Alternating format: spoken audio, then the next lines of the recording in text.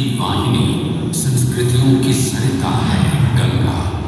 किस्सों, कहानियों, कथाओं की कर्मनद, इतिहास की इतिहीन अंतहीन प्रणाली है गंगा।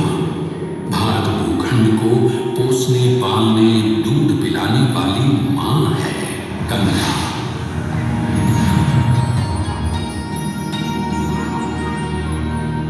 इस जीवनदायिनी माँ का, गंगा मैया का जन्म कब, कहाँ, कैसे हुआ जानते हैं आप? आइए बैठिए, आज हम आपको दिखाएंगे, सुनाएंगे गंगावतरण के पौराणिक मिथक की कहानी। कहानी तब की है जब सारा संसार 3 लोकों में बटा और बसा हुआ था। स्वर्गलोक, भूलोक और पाताल लोक। उसी सतयुग में इक्ष्वाकु कुल के सूर्यवंशी राजा सगर ने सारे संसार को जीतने के लिए एक अश्वमेध यज्ञ का संकल्प किया। सुने सुने सुने, सब सुने, या जिन्हें पूजित धवल अश्व जहां भी जाएगा वो भूमि राजा सगर की मानी जाए। यदि किसी ने इस अश्व को रोका या पकड़ा तो उसे सगर के 60,001 पुत्रों और उनकी लक्षाधिक सेना का सामना करना पड़ेगा। सुने सुने सुने।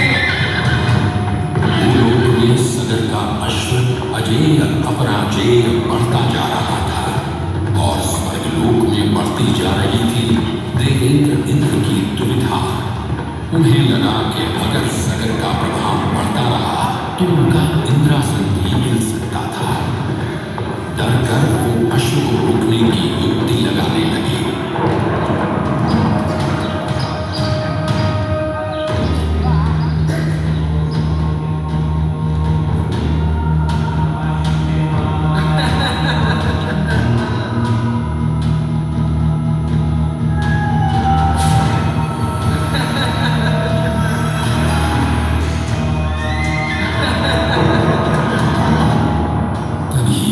घोड़े की रक्षा को निकले 60,000 सगर पुत्र वहां आ पहुंचे।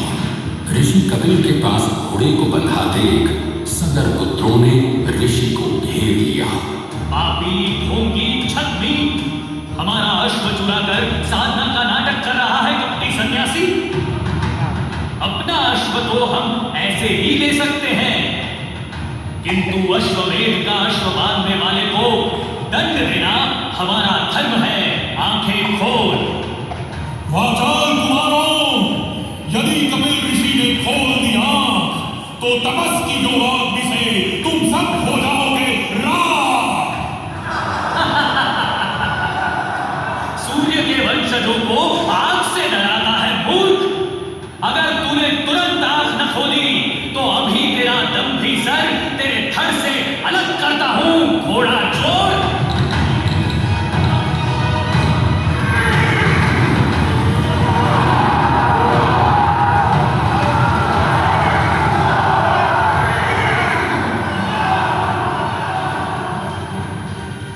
उधर सगर चिंतित थे। न अश्व का कुछ पता था, न ही उनके 60,000 पुत्रों का कोई समाचार। पिता की चिंता देखकर उनका प्रिय पुत्र अंशुमन भाइयों को ढूंढने चल पड़ा।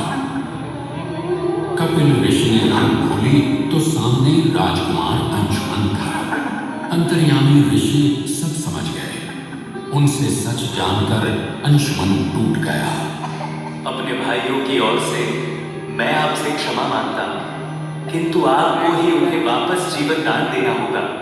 मृतकों को जीवन नहीं, तर्पण की होती है आवश्यकता। मृत्यु का इलाज कोई नहीं कर सकता, किंतु मेरे कोप की योगाग्नि से भस्म लोगों का आसान नहीं होगा तर्पण। गंगा जल, केवल गंगा जल ही करेगा मुक्त उन्हें जो भस्म हुए तेरे परिजन। गंगा? गंगा किसका नाम है ऋषिवर? स्वर्ग की सरिता है गंगा, विष्णु के चरणों से पैदा ब्रह्मा की पुत्री है गंगा। विष्णु के पैरों से पैदा ब्रह्मा की पुत्री? मैं कुछ समझा नहीं श्रेष्ठ ऋषि। ये एक लंबी कहानी है। रानी था राजा बलि, पर करता था दंड। पूरी पृथ्वी पर फैला था उसका ही आतंक। उसके आतंक को रोकने विष्णु ने धरा एक रूप। 52 अंगुल का कोना बनकर पहुंचे जहां था भूप। सारे दरबारी कौमी ब्राह्मण पर हंसे, पर बलि ने जब उसे दान मांगने को कहा तो उसने कुटिया बनाने को केवल 3 पग भूमि मांगी। पर जब पौने ब्राह्मण ने भूमि नापनी शुरू की तो जैसे भूचाल ही आ गया। विश्वाय विश्वस्थिति संयमाय स्वस्थाय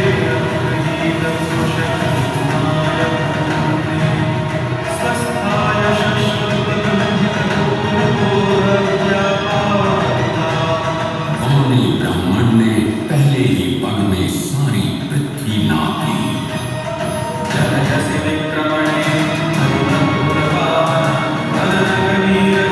वामन ने दूसरा पग जब स्वर्ग में रखा तो ब्रह्मा ने उनके चरण धोए। विष्णु के चरणों से निकले उस चरणामृत को ब्रह्मा ने अपने कमंडल में भर लिया। बलि, अब बताओ तीसरा पग कहाँ रखूं? मैंने जान गया हूँ आप ब्राह्मण नहीं स्वयं विष्णु है। आप अपना तीसरा चरण मेरे सिर पर रखिए ब्राह्मण देव।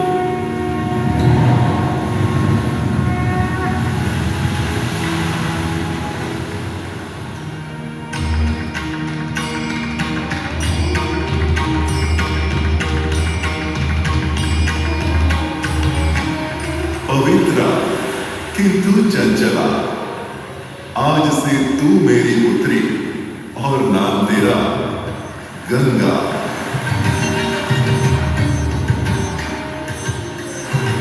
पुत्री पाकर ब्रह्मा बड़े प्रसन्न थे। तभी स्वर्ग में आना हुआ ऋषि दुर्वासा का। बेचारी बालिका गंगा, उसे कहाँ पता था दुर्वासा का क्रोधी स्वभाव। चंचला गंगा, यदि तुझे स्वर्ग में भक्त करना है ऋषि दुर्वासा का ध्यान, तो तू भूलोक में जा। वही पतित पृथ्वी है अब तेरा स्थान। क्षमा क्षमा ऋषि बोले, गंगा है अभी अबोध, कैसे झेल पाएगी वो आपका श्राप और क्रोध? भूलोक तो इसे जाना पड़ेगा, किंतु ना आज ना भी। जब इसका बुलावा आएगा तब जान जाएंगे सभी। और फिर वापस कब आएगी मेरी बेटी? पृथ्वीवासियों को अपने जल से धोते धोते जब यह स्वयं दूषित प्रदूषित हो जाएगी, तब गंगा धरती पर और न रहने पाएगी और वहां से लुप्त हो वापस स्वर्ग आ जाएगी।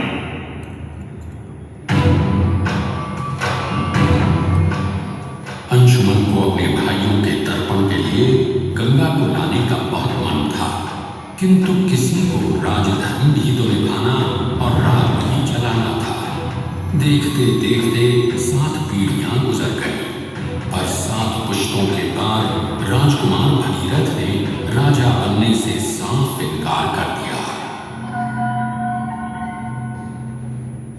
क्षमा कीजिए, क्या आवश्यक है कि राजा का बेटा ही राज संभाले?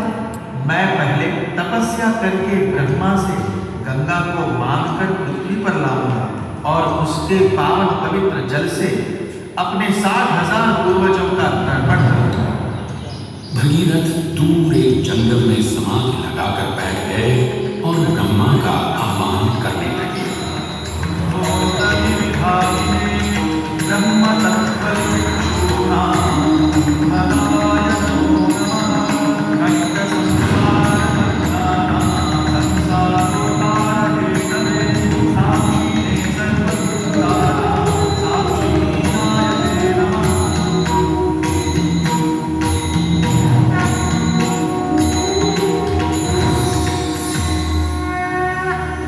पुत्र भगीरथ, हम तुम्हारे तप से प्रसन्न हैं। बताओ क्या आशीर्वाद चाहिए? भगवान, मेरे पूर्वजों के तर्पण के लिए मुझे आपकी बेटी गंगा चाहिए। ब्रह्मा समझ गए कि गंगा के पृथ्वी पर जाने और धरतीवासियों का कल्याण करने का समय आ चुका है, पर उन्होंने एक चेतावनी दी और कहा कि यदि गंगा स्वर्ग से सीधे धरती पर गिरी तो सारी धरती ही नष्ट हो जाएगी और पृथ्वी को चीरते हुए गंगा सीधे पाताल में पहुंच जाएगी। इसलिए उन्होंने भगीरथ को सुझाव दिया कि वो भगवान शिव शंकर को मनाए ताकि जब गंगा स्वर्ग से नीचे उतरे तो वो उसके वेग को अपनी जटा में थाम ले। भगीरथ ने एक अंगूठे पर खड़े होकर भगवान शंकर को मनाने के लिए शिव शंकर का जाप शुरू कर दिया। जय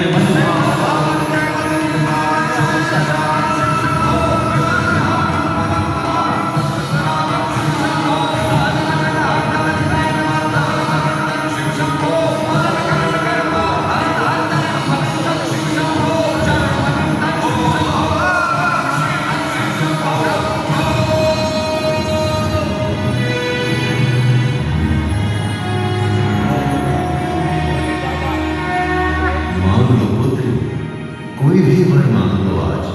प्रभु, जब गंगा स्वर्ग से धरती पर गिरे तो आप उन्हें बीच में अपनी जटाओं में साध लें, वरना पूरी धरती नष्ट हो जाएगी।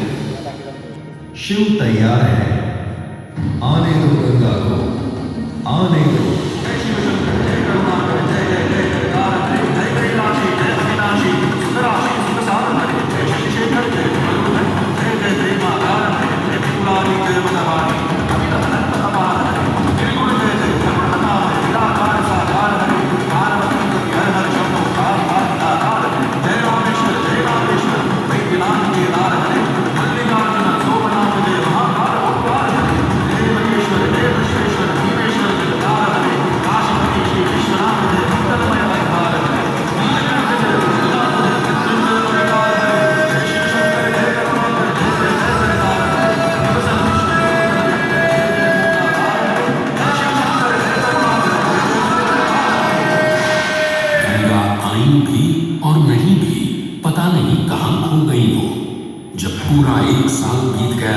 तो भगीरथ ने शिव जी से पूछा।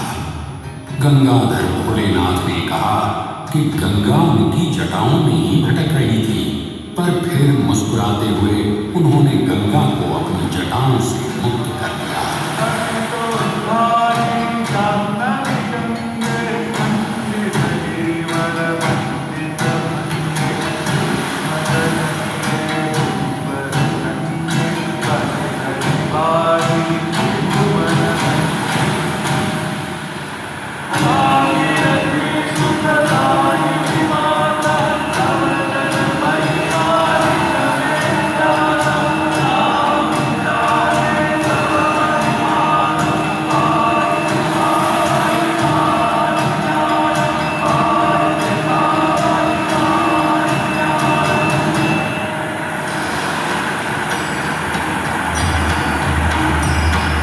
गंगा ने भगीरथ के साथ गंगा सागर जाकर सागर के पुत्रों का उद्धार किया और साथ वो भारत की सबसे महत्वपूर्ण नदी बन गई, जिसका भारत के जीवन में धार्मिक, आर्थिक, सामाजिक, ऐतिहासिक अभिदान अनंत है।